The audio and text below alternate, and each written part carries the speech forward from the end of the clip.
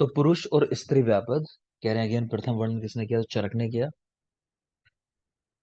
किसकी दृष्टि होती है, क्या होता है? तो देखो इसमें ऐसा है कि बहुत ज्यादा एक्सप्लेन तो चरक ने किया नहीं है अगेन, है ना, इसका मतलब, लेकिन लोग ऐसा मान लेते हैं कि बीज जो है उसकी दृष्टि है, उसका कोई एक अवयव दुष्ट है, और यहाँ पे इसको मान लेते हैं कि पूरा का पूरा, मतलब इन दोनों में दृष्टि है, मतलब बीज पूरा दुष्ट है, उसके एक भाग में भी दिक्कत है। कुल मिला के इसको बहुत एक्सप्लेन किया हुआ नहीं है। आप अगर इसकी हिंदी पढ़ने भी जाओगे विमर्श में, मैं बता देता हूँ, चलो मैं आपको एक मिनट रुके रहना, कि आप लोग फिर पूछते रहते हो। एक मिनट दो मुझे। हाँ, तो ये श्लोक है, श्लोक नंबर 31, मैं हिंदी पढ़ रहा हूँ, एक बार सुन लो। आपको कोई डाउट क्लियर हो उससे तो ठीक है, नहीं तो लिखा तो वही है।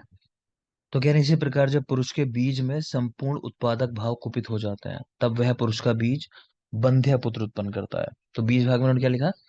बीज में संपूर्ण उत्पादक भाव कुपित हो गए, उसके सारे उत्पादक भाव कुपित हो गए, ठीक।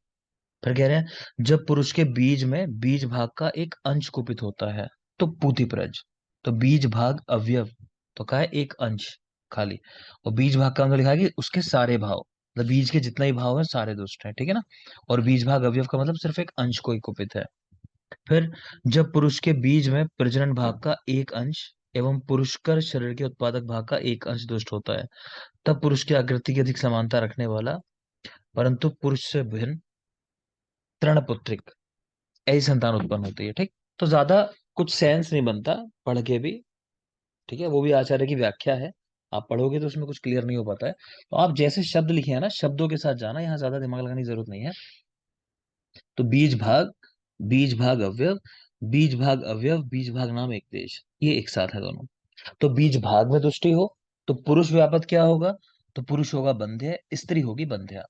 बीज भाग अवयव में दृष्टि है, तो पुरुष होगा पूति प्रज, स्त्री होगी पूति प्रजा। ये चीजें शायद पहले ही बताई मैंने, कि स्त्री में एक्स्ट्रा हो जाएगा, कि पुरुष में बंध है, स्त्री बंध्या।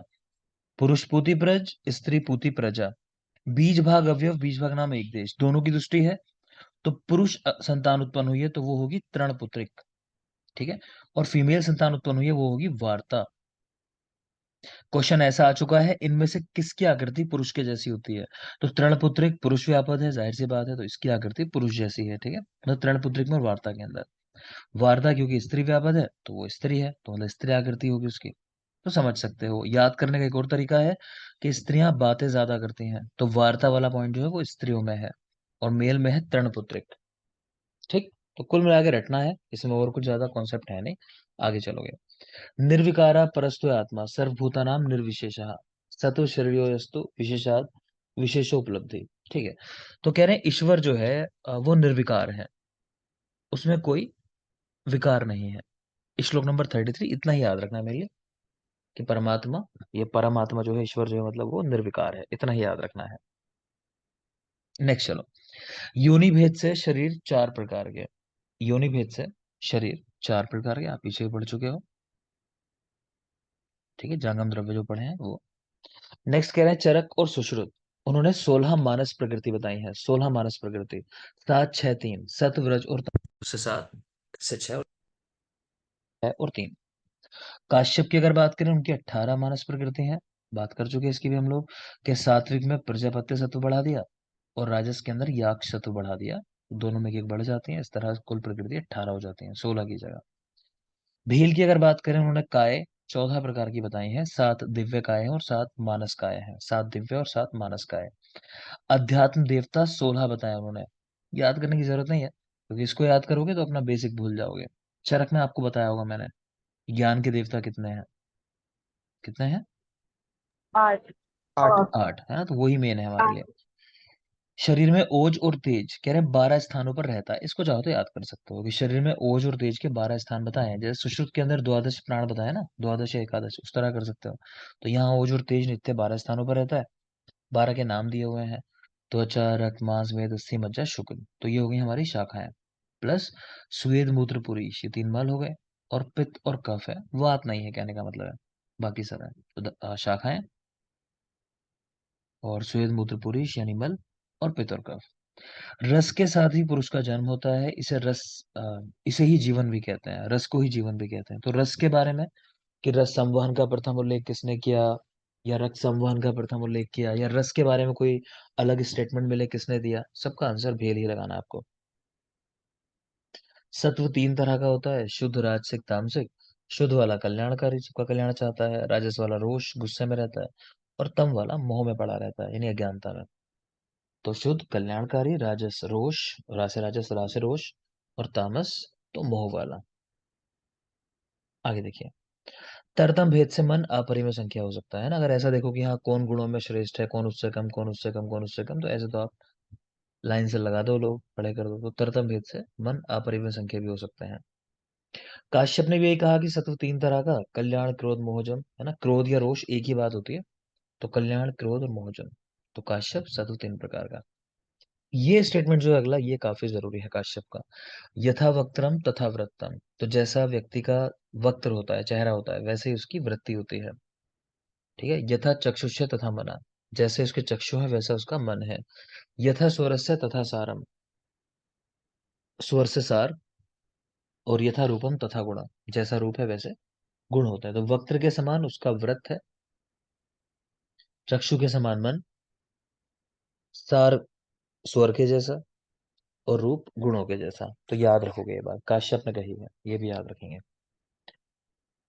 सत्व रज तम के लिए काश्यप ने कहा, सत्व प्रकाशक है, रज प्रवर्तक है, और तम नियमन करता है। सूत्र स्थान में ये बात भी हो गई है। सार नो है इनके, ओज सार का भी उल्लेख किया है काश्यप ने। और यही लिखना है कि अरुण दत्त ने तो 10 सार बताए हैं। ये क्वेश्चन गाइड में आपकी दे रखा है, कौन से हैं उसमें नहीं जाएंगे डिटेलिंग में।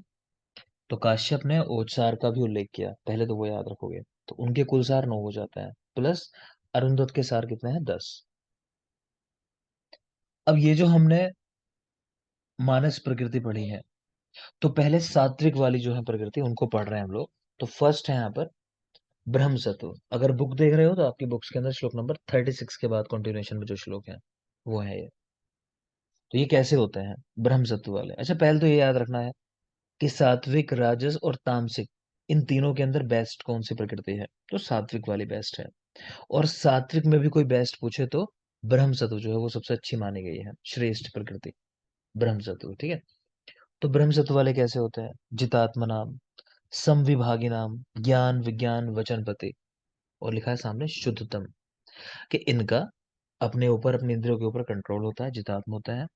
समविभागी नाम, चीजों को इक्वली डिस्ट्रीब्यूट करने वाले होते हैं लोगों के बीच में।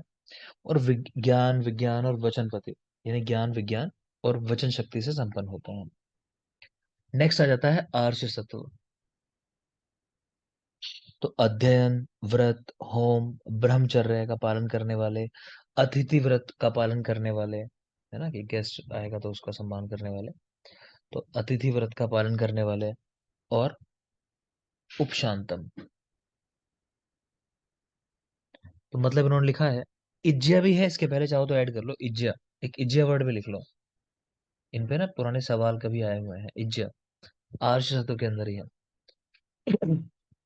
तो लिखा है इज्जय यानी यज्ञ करने वाले, बाकी अध्ययन करने वाले, व्रत, होम, ब्रह्मचर्य का पालन करने वाले, अतिथि सेवा करने वाले। ठीक है। और मद, अहंकार आदि इन सबसे मुक्त होते हैं, ऐसा लिखा हुआ है, तो देख लेंगे एक बार इसको भी। मेन याद रखना, अतिथि व्रत का पालन करने वाले, ये जरूरी है, आर्ष सत्व। नेक्स्ट है इंद्र सत्व। ऐश्वर्यवंतम, आदे वाक्यम, यजवानम, शूरम, ओजस्विनम, तेजसोपेतम, आक्लिष्ट कर्माणाम, और दीर्घ दर्शनम। जरूरी क्या है, आदे वाक्यम और दीर्घ दर्शनम। आधे वाक्यम यानी कि जिसके वाक्य ग्रहण करने योग्य हो, अच्छी बातें करे। और दीर्घ दर्शनम, कि दूर तक का देख लेते हैं भविष्य में क्या होने वाला है, वो है इंद्र सत्व। आधे वाक्य और दीर्घ दर्शन, याद रखोगे। नेक्स्ट है याम्य सत्व। तो याम्य को हम यम की तरह याद रखते हैं कि भगवान यम है जैसे। तो वो कैसे हैं, लेखास्त वृत्तम, प्राप्त कारणम, असंप्रहार्यम। एक मिनट।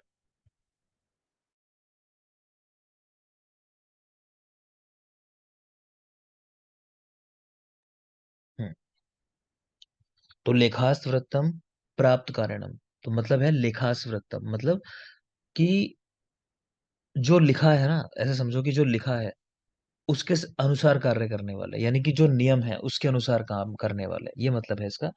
तो लेखास वृत्तम याद करने के लिए हम ऐसे याद कर लेते हैं कि यम ने सबका हिसाब किताब लिख रखा है कि भाई किसको कब लेके जाना है, हाँ, सब कुछ लिखा हुआ है उनके पास। प्राप्त कारणम, कि जो भी काम मिला उसको सही समय में पूरा कर देना। और असंप्रहार्यम, असंप्रहार्यम तो इसको आप लड़ाई झगड़े में नहीं हरा सकते, याम में सत्व वाले को। असंप्रहार्यम, ये भी याद रखेंगे। आगे चलें। वारुण सत्व, शूर, धीर, शुचि, अशुचि द्वेषणम, है ना, गंदगी अच्छी नहीं लगती इसको, अशुचि द्वेषणम। और यजमान, तो यजमान आप देख चुके हो, कह रहे हैं इंद्र सत्व के अंदर भी है यजमान, ये लिखा है यजमान इंद्र सत्व के अंदर, और यहाँ भी है, तो याद कर लेना, सवाल शायद इस पे ही है, यजमान पे मुझे लगता है। तो यजमान और माफ करें, यजमान जो है दो जगह है, इंद्र सत्व के अंदर और वारुण सत्व के अंदर।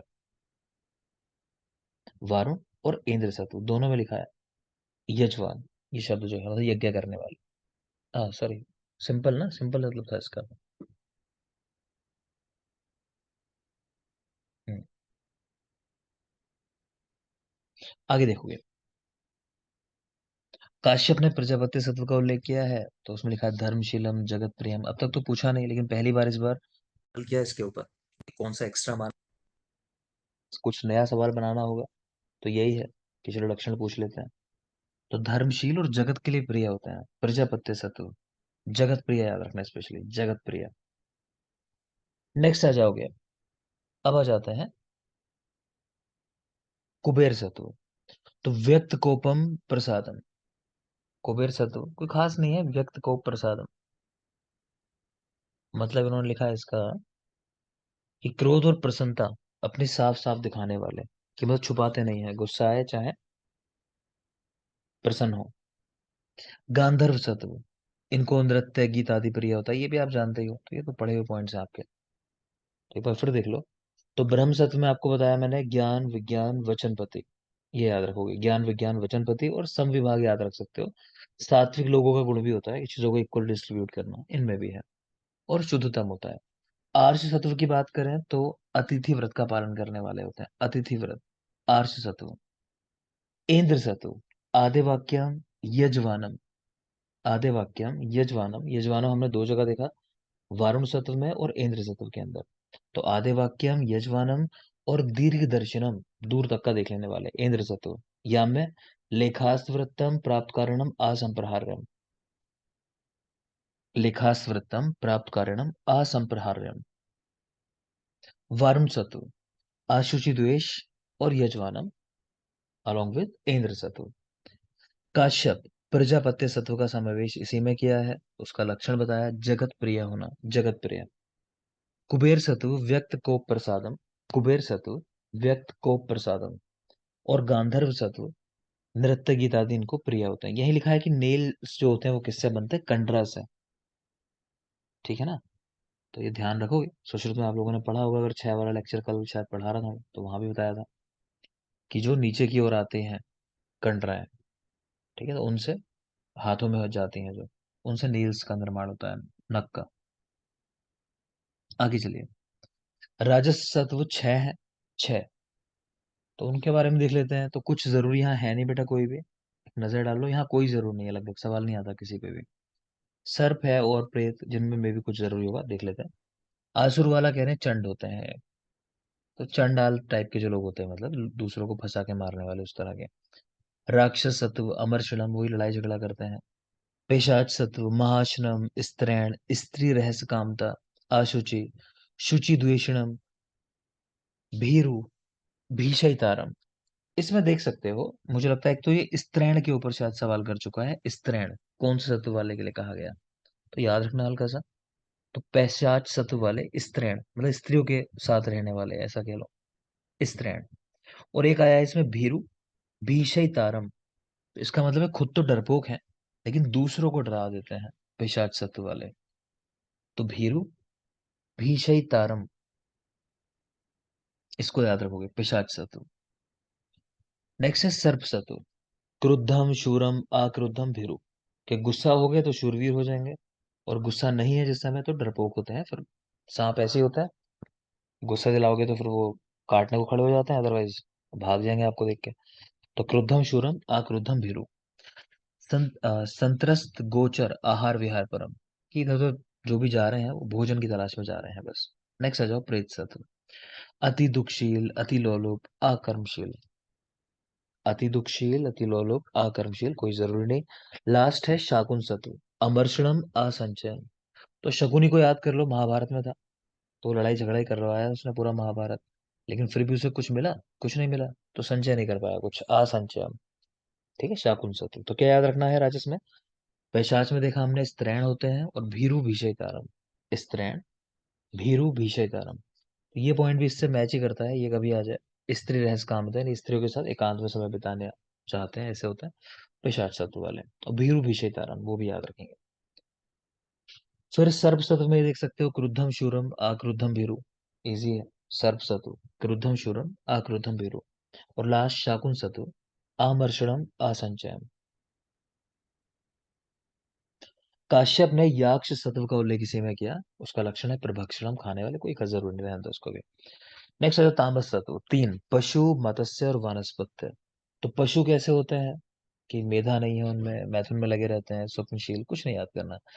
मछली वाले पे सवाल आ चुका है और वनस्पति वाले पे भी आ चुका है।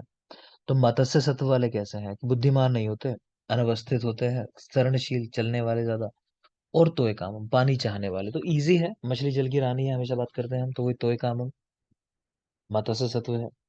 प्लस बुद्धि नहीं होती है, मैंने कहा मछलियां फंस जाती हैं जाल के अंदर। और अनवस्थित, एक जगह रुकती नहीं है मछलियां, जनरली पानी में मूव करती रहती हैं, छोटी मछलियां खासकर। ठीक है। नेक्स्ट है वानस्पत्य सत्व। इसमें क्या याद रखना है, ये पूछ चुका है रख के कि क्या है ये, कौन सा सत्व है? अभिनिविष्टम आहारे सर्व बुद्धि अंगहीनम, कि सिर्फ भोजन में लगे हुए हैं, ना तो इनमें बुद्धि है, ठीक है, अंगों से भी हीन है कह रहे हैं।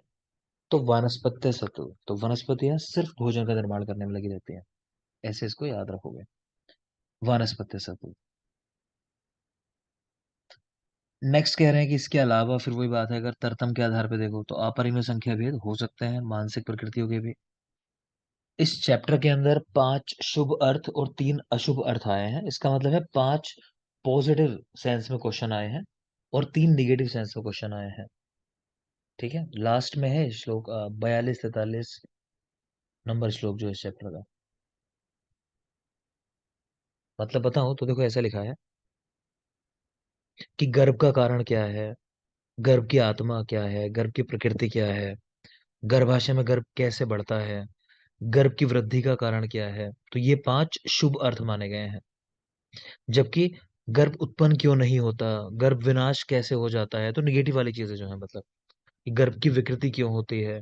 तो ये 3 जो है ये निगेटिव क्वेश्चन है, इनको बोला गया अशुभ अर्थ। तो ध्यान रखना, ऐसा सवाल आएगा तो रिलेट नहीं कर पाओगे, रटा होगा तो ही याद आएगा।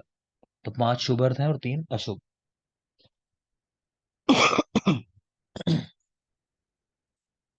बने रहोगे, जिसको पूछूं वो सवाल का जवाब देना, क्योंकि जवाब भी तो देने हैं। वो तो टेस्ट वेस्ट कुछ भी नहीं हुआ अभी इधर। सोनल,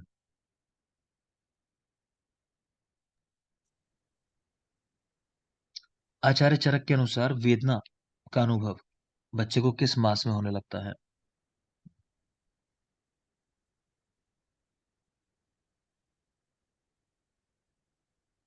और कोई? तीसरे में। Third March. थर्ड मास के अंदर। नेक्स्ट बताएंगे आरती। अष्टांग संग्रह के अनुसार द्वि हृदय अवस्था कब आती है? Fourth month. कब बेटा? फोर्थ। और कोई? 1.5 से 5 पक्ष से 5 मार्च। एक लोग बोलो, कोई क्लियर नहीं आ रही आवाज। 3 पक्ष से 5। ज्योति, आप बोल दोगे सिर्फ, ज्योति। सर 2 पक्ष से।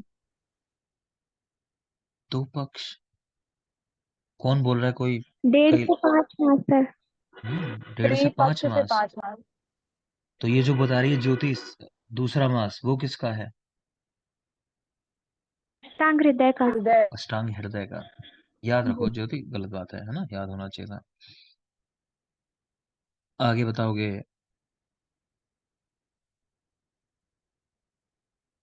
आचार्य शारंगधर के बाल रोग कितने हैं? बता देंगे महेश। सर 22। बाल रोग 22, ठीक है। नेक्स्ट बताओगे रवि।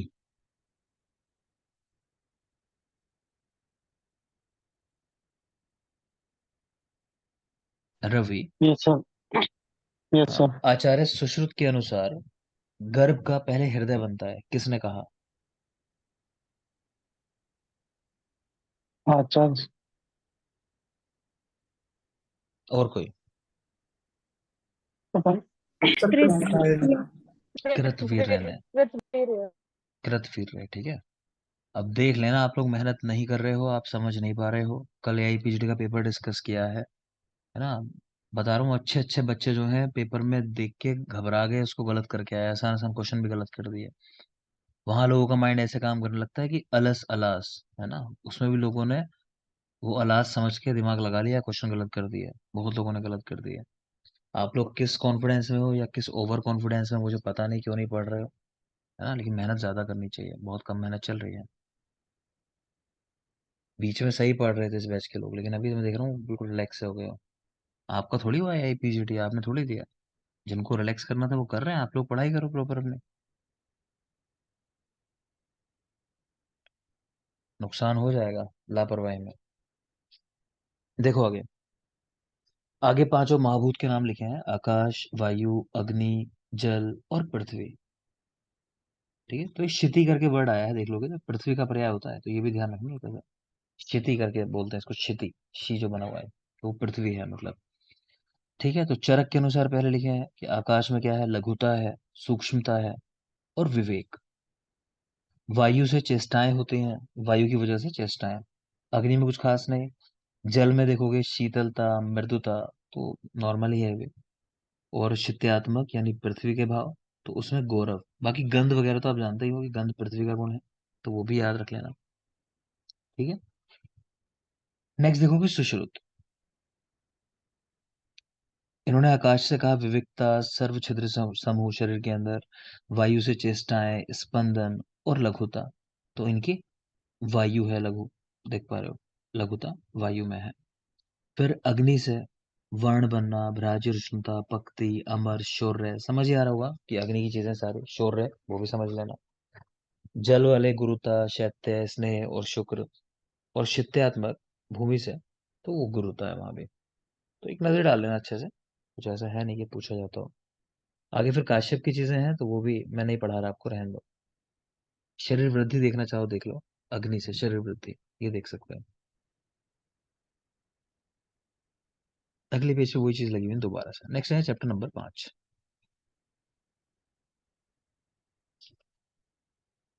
ठीक है। चैप्टर नंबर 5 का नाम है पुरुष विचय शारीर अध्याय। पुरुष विचय शारीर। तो कह रहे हैं पुरुषो अयम लोक संहिता। पुरुषो अयम लोक संहिता, कि ये पुरुष जो है लोक के समान है, मतलब दुनिया में जो चल रहा है वही पुरुष में चल रहा है, बात जो करते हैं तो वही बात है। अपरिमेय संख्या या लोक अवयव विशेषा। अपरिमेय संख्या लोक अवयव विशेषा, मतलब कि संसार के अवयव तो अनगिनत हैं। संसार, लोक जो है उसके अवयव अनगिनत है, उस तरह हमारे शरीर के अवयव भी असंख्य है, ये कहना चाह रहे हैं। षड धातुआ समुदिता पुरुष इति, कि छह धातुओं का समुदाय पुरुष कहलाता है, तो पंच महाभूत और अव्यक्त ब्रह्मा कह लो चाहे उसको आत्मा कह लो, कि इन सब के संयोग से पुरुष का निर्माण होता है। तो पंच महाभूत और अव्यक्त ब्रह्मा यानी आत्मा, इनसे निर्माण होता है पुरुष का। संयोग अपेक्षी लोक शब्द, कि लोक शब्द संयोग की अपेक्षा रखता है। लोक शब्द संयोग की अपेक्षा रखता है, मतलब लोक, या कह लो कि हमारा शरीर कब बनता है, जब चीजों का संयोग होता है। 24 हमने तत्व देखे थे ना, कि जब वो सब मिलते हैं तब लोक बनता है, ये कहना चाह रहे हैं। ठीक है, तो संयोग की अपेक्षा रखता है। षड धातु समुदायो ही सामान्यतः सर्वलोका, कि छह धातुओं के समुदाय को ही आपको लोक समझना चाहिए। नेक्स्ट है षड धातु संयुक्त पुरुष, या फिर लोक, इसकी उत्पत्ति में अगर कहो तो हेतु क्या है। अच्छा, इन्होंने ये शब्दों के मतलब लिख दिए हैं, कि यहाँ पे दे रखा है कि हेतु क्या है, तो मतलब हेतु मतलब उत्पत्ति का कारण। उत्पत्ति, उत्पत्ति मतलब कि जन्म का होना। उपप्लव शब्द आया है, कि उसका क्या मतलब है, दुख है। उपप्लव यानी दुख। तो ये शब्दों के मतलब देख लेना, उपप्लव खासकर, बाकी तो जानते हो आप। उपप्लव देख लो, उपप्लव क्या होता है? दुख। षड धातु संयुक्त पुरुष के रेफरेंस में बात की है कि उसको उपप्लव होते हैं, मतलब उपप्लव यानी दुख होते हैं, है ना। नेक्स्ट आ जाओगे वियोग। वियोग यानी षड धातुओं का विभाग हो जाना, ये 6 धातुएं जो हैं इनका अलग हो जाना। ठीक है, तो पंच महाभूत और आत्मा जो मिले हुए हैं ये अलग अलग हो जाए तो इसका मतलब हुआ कि मृत्यु हो गई, है ना। जीव अपगम, प्राणों का निरोध हो जाना, भंग हो जाना, ये कह रहे हैं लोक स्वभाव कि ये होना ही है फाइनली एक दिन।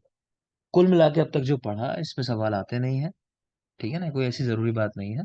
तो चैप्टर में इसमें गिनती की एक दो चीज जरूरी है, वो लास्ट में है, आगे देखेंगे। षड धातु पुरुष का मूल क्या है? सर्व उपप्लवा नाम प्रवृत्ति, कि जब दुखों की प्रवृत्ति होती है तब षड धातु पुरुष जो उत्पन्न होता है। उपलब्ध की निवृत्ति कैसे होती है? दुख खत्म कैसे होता है? तो उपरम में, अपवर्ग में, अक्षर, ब्रह्मा, अव्यय, शांत, ये सब मोक्ष के पर्याय हैं एक तरीके से, कि जब ये कंडीशन आती है तब उपलब्ध की निवृत्ति होती है, दुखों की निवृत्ति। प्रवृत्ति का कारण क्या है? तो उपलब्ध तो देख ही लिया आपने, और उपलब्ध किससे जनरेट होता है? मोह, इच्छा, द्वेष, कि कोई मोह है किसी चीज में, इच्छा है कुछ, द्वेष है किसी से, तो ये प्रवृत्ति का कारण है, मोह, इच्छा, द्वेष। कह रहे हैं इसी प्रवृत्ति से अभिसंप्लव और अभ्यवपात उत्पन्न होते हैं। तो अभिसंप्लव यानी विरुद्ध ज्ञान, अभ्यवपात यानी मिथ्या ज्ञान। क्यों लिखी है बातें मैं फिर कह रहा हूँ, जरूरी है नहीं, कभी पूछी नहीं गई, लेकिन गाइड्स में इन पे क्वेश्चन बना रखे हैं, है ना। तो आने वाले समय में यही सब होता है कि जो गाइड में क्वेश्चन बनाते हैं पहले टफ, धीरे धीरे जब चीजें बदलती हैं तो उन पे सवाल आने शुरू हो जाते हैं, इसलिए अब आप याद कर लेना, ठीक है। तो एक आपको शब्द पीछे बताया उपप्लव, उपप्लव यानी दुख, अभिसंप्लव, अभिसंप्लव यानी विरुद्ध ज्ञान, और अभ्यवपात मतलब कह रहे हैं मिथ्या ज्ञान। अभिसंप्लव विरुद्ध ज्ञान, अभ्यवपात मिथ्या ज्ञान, देख लेंगे। नेक्स्ट चलो, सर्व संन्यास। तो सुख की स्थिति आती है जब सब चीजों से संन्यास ले लेते हो तो सुख मिलता है। तो सर्व संन्यास, सुख, ये देखेंगे आप।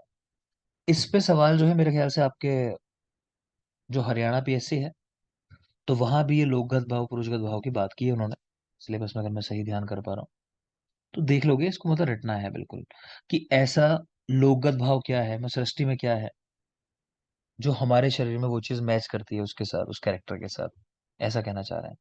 तो लोकगत भाव पृथ्वी, पुरुषगत भाव है मूर्ति, मूर्ति मतलब कि हम हैं, हम दिखाई देते हैं, तो ये पृथ्वी की वजह से ही है, तो ऐसी ही पृथ्वी है, मतलब पृथ्वी से जब बनाते हो ना, मिट्टी से मूर्तियां वगैरह बनाते हो तो उस तरह समझ लो, वही कहना चाह रहे हैं। तो पृथ्वी मूर्ति, आप यानी जल, तो शरीर में क्लेद जो है, तेज, संताप जो महसूस होता है बॉडी के अंदर, वायु तो प्राण, वायु की वजह से ही है, ऑक्सीजन की वजह से, उस तरह भी समझ सकते हो। वियत तो सुशिर, यानी वियत यानी आकाश, तो सुशिरता, शरीर में जो सुशिरता है, स्पेस है। ब्रह्मा अंतरात्मा, ब्रह्मा की विभूति, अंतरात्मा की विभूति, खास नहीं कोई बात, ब्रह्मा विभूति प्रजापति, आत्म विभूति मन नहीं पूछता। नेक्स्ट चलोगे इंद्र। इंद्र अहंकार, है ना। तो भगवान इंद्र को जब जब हम पढ़ते हैं, उनके बारे में कोई रेफरेंस मिलेगा आपको तो ऐसे ही मिलेगा कि उनकी लड़ाई हो गई थी कृष्ण भगवान से, है ना, कि उनको अहंकार आ गया था, कभी ऐसा कि उनको डर होता है कि मेरा राज्य छिन जाएगा, तो इस तरह की बातें सुनते हैं। तो इंद्र को अहंकार ऐसा करके याद कर सकते हो। आदित्य आदान, आदित्य यानी सूरज, तो सूरज का काम है आदान, तो आदान काल का देवता भी सूर्य ही है। रुद्र यानी भगवान शंकर, तो क्रोध, उनकी क्रोध वाली कहानियां पढ़ते हो सारी, उनके क्रोध से ही ज्वर की उत्पत्ति हुई थी, तो रुद्र रोष। सोम तो प्रसाद, ठीक है, प्रसाद भाग, तो सोम जो होता है चंद्रमा, वो बल देता है देखो तो, और प्रसाद भाग का मतलब ही है कि वो भाग आहार का जिससे बल मिलता है, उस तरह समझ सकते हो, नहीं तो ऐसा सोच लो कि सोमवार के अंदर बहुत सी स्त्रियां व्रत रखती हैं, है ना, तो फिर प्रसाद देती हैं, घर में भी आपने देखा होगा कि हाँ व्रत, अभी थोड़ा शाम को तो कुछ खिलाया फैमिली को, तो उस तरह भी याद रख सकते हो कि सोमवार को प्रसाद मिलता है। वसु तो सुख, वसु वैसे पृथ्वी का ही नाम है, ठीक है। तो जिसके पास वसु है, जमीन है ना, वीर भोगे वसुंधरा सुना होगा, तो जिस वीर को वसुंधरा मिलती है, जमीन मिलती है, भूमि मिलती है, क्यों? कि भूमि ही सबसे बड़ा सुख है आज के समय में, किसके पास कितनी जमीन है ना। हमारे पश्चिम उत्तर प्रदेश में देखो, लोग डोल इधर से उधर थोड़ी सी कर देते हैं, है ना, उठा के थोड़ी सी इधर से उधर, और उस पे ऐसा होता है कि परिवारों को लोग मार देते हैं, ऐसी चीजें हो जाती हैं, अब तो कम होने लगी, पहले बहुत ज्यादा था, थोड़ी थोड़ी जमीन के ऊपर आज भी लड़ाई झगड़े तो हो ही जाते हैं बहुत बड़े। तो वसु सुख, खैर अश्विनी कुमार, कांति, तो अश्विनी कुमार पता है इसीलिए फेमस है कि च्यवन ऋषि जो थे ना, तो इन्होंने उनको च्यवनप्राश बना के दिया था, तो वो यंग हो गए थे, उनकी कांति बढ़ा दी थी एक तरीके से, उस तरह सोच सकते हो। तो अश्विनी कुमार कांति। मारुत उत्साह, ध्यान आ रहा है? वायु हर्ष उत्साह और योनि, तो वहां से रिलेट कर सकते हो, तो मारुत से उत्साह। विश्वदेव, इंद्रिया इंद्रियात नहीं पूछता। तम देख लो, तम मोह, तम से मोह ही होता है। ज्योति से ज्ञान मिलता है, ज्योति ज्ञान देने वाली है। ये देखेंगे। सृष्टि, इस पे भी देखो सवाल आया रिसेंटली। आप समय को देखो, समय को आगे बढ़ा रहे हैं, पहले कह रहे हैं सृष्टि। सृष्टि का मतलब होता है, अगर हम इधर बात करें पुरुष के रेफरेंस में, कि गर्भाधान हुआ, कि सृष्टि एक बन रही है, तो मतलब गर्भाधान हो चुका है। फिर कृतयुग का जो टाइम था वो बाल्यावस्था जैसा होता है, कि बच्चे बहुत निर्मल मन के होते हैं, मतलब उनके मन में कोई ऐसा नहीं होता चालाकी, कुछ किसी का नुकसान किसी का फायदा, वो ईमानदार होता है। तो कृतयुग में लोग ऐसे ही होते थे, है ना। फिर त्रेता आया, तो जैसे हम युवा हो गए, थोड़ी सी चालाकी आ गई हमें। फिर द्वापर, तो जैसे बुढ़ापा होता है, ठीक है, द्वापर काल तो हमारे बुढ़ापे जैसा है। कहने का मतलब ये है कि युग के कैरेक्टर इतने कम होते जा रहे हैं। जैसे वो कल की मूवी बनी है, अभी देख ही रहे हो आप, कि उसमें क्या दिखाया है कि वेजिटेशन खत्म हो चुका है दुनिया में, सब्जियां नहीं हो रही हैं, है ना, भगवान का कोई नाम नहीं ले रहा है, तो वो ऐसे कह रहे हैं कि धीरे धीरे आप खराब स्टेज की तरफ जा रहे हो। तो द्वापर है तो बुढ़ापा आ गया, द्वापर। कलयुग, कलयुग ऐसा है जैसे हम रोगी हो जाते हैं, तो ये कलयुग चल रहा है, तो समझो हम सब रोगी हैं इस समय, मतलब हमारी स्थिति ऐसी है। सोचो जब हम सही रहे होंगे, यानी ये युवावस्था वाली स्टेज त्रेता युग में, तो कितना बल रहा होगा। तो जैसे उसको दिखाया ना, द्वापर का व्यक्ति कौन, अमिताभ ने जो अश्वत्थामा का रोल किया है, सोचो वो भी बुढ़ापे, बुढ़ापे की स्थिति है। सोचो वही द्वापर का होता, त्रेता का होता या कृतयुग का होता, तो कितना बल होता। चलो छोड़ो, उसमें नहीं जाते, फिलहाल याद करते हैं। तो कलयुग तो रोगी होना, तो आज का टाइम मतलब हम रोगियों की तरह हैं।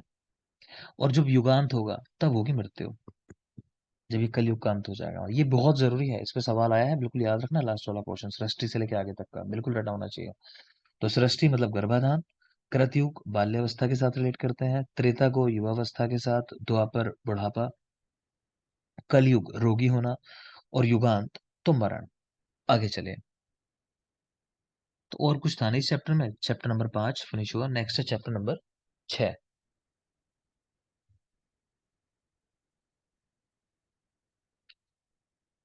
ठीक है, कुछ और नहीं है। चैप्टर नंबर 6 है शरीर विजय अध्याय। तो शरीर विषय यानी शरीर को जानना। तो देख पा रहे हो, एक परिभाषा लिखी है, शरीर विषय शरीर उपकारार्थम इष्यते ज्ञात्वा ही शरीर तत्वम शरीर उपकार करेशु भावेशु ज्ञान उत्पद्यते च। तो ये कह रहे हैं कि शरीर को जानने के बाद ही आप इस लायक बनते हो कि आप शरीर पर कोई उपकार कर सको, मतलब चिकित्सा कर सको, ये कहना चाह रहे हैं। ठीक है। तो शरीर को जानना पड़ेगा शरीर पर उपकार करने के लिए। फिर शरीर विषय शरीर उपकारार्थम इष्यते, यहाँ भी वही बात कह रहे हैं कि शरीर को इसलिए जानना है, शरीर पर उपकार करना है, शरीर को ठीक रखना है हमें। तत्र शरीरम नाम चेतना अधिष्ठान भूतम पंच महाभूत विकार समुदायात्मकम समयोग वाही। तो ये जानते ही हो कि चेतना और पंच महाभूत, इनसे मिलके ही पुरुष बनता है। तो वही परिभाषा दोबारा लिखी है।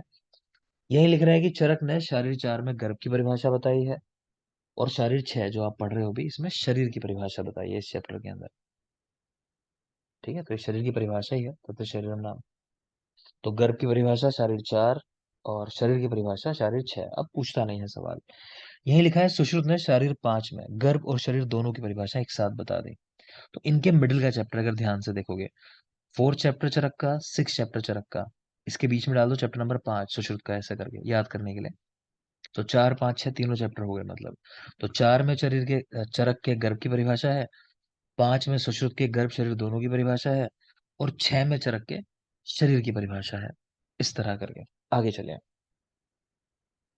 कह रहे हैं भेषज का प्रयोग करने से और स्वस्थ व्रत का पालन करने से धातुएं सम रहती हैं। तो मेडिसिन का यूज करने से और स्वस्थ व्रत को फॉलो करने से धातुएं सम रहती हैं। चलो ब्रेक होने वाला है, आपका टेस्ट पहले बता देते हैं, बट आपका पेपर वगैरह हुए नहीं, आपका विमान का पेपर छूटा हुआ है।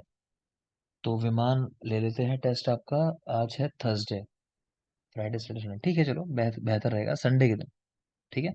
तो संडे को आपका निदान और विमान दोनों का टेस्ट है। इस संडे को निदान और विमान दोनों का टेस्ट है। ठीक है।